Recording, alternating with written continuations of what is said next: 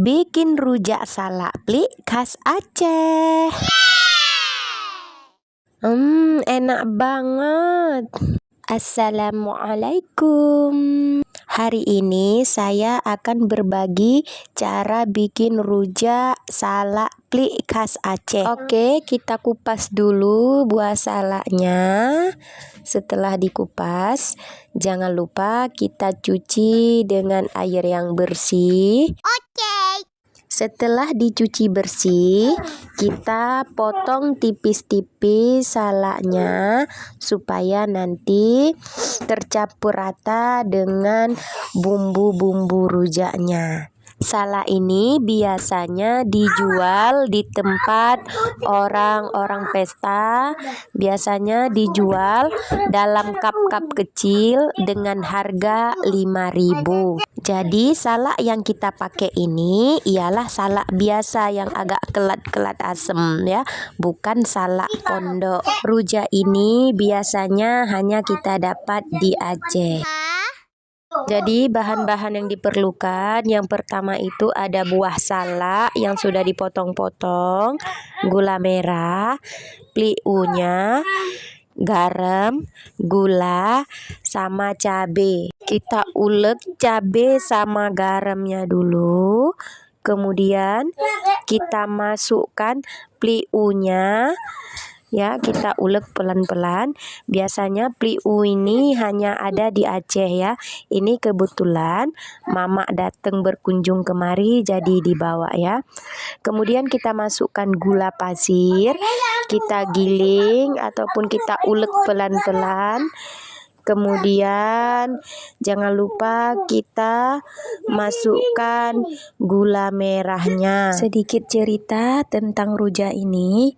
Jadi rasa rujak ini itu agak-agak asam. Mungkin kalau orang di luar Aceh kurang suka kali ya.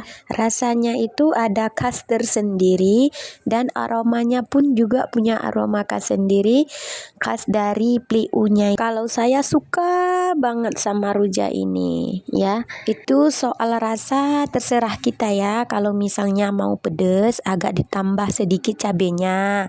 Kalau memang suka agak manis ditambah lagi gulanya ya. Setelah gula merahnya diiris, kita ulek lagi seperti biasa.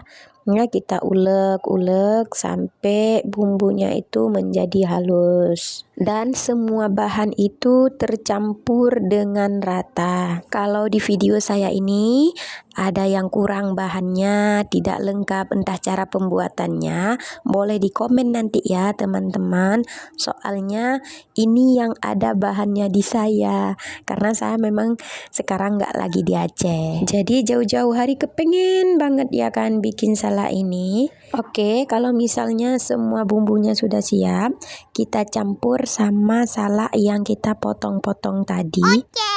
Oke, kita diaduk lagi supaya semua bahan itu tercampur rata. Karena di sini saya suka nyemek-nyemek ataupun agak-agak basah, jadi saya tambahkan air ya sedikit. Jadi kita aduk lagi bumbunya sama salaknya juga. Kayaknya kalau diaduk di dalam baskom kurang merata deh ya pencampurannya.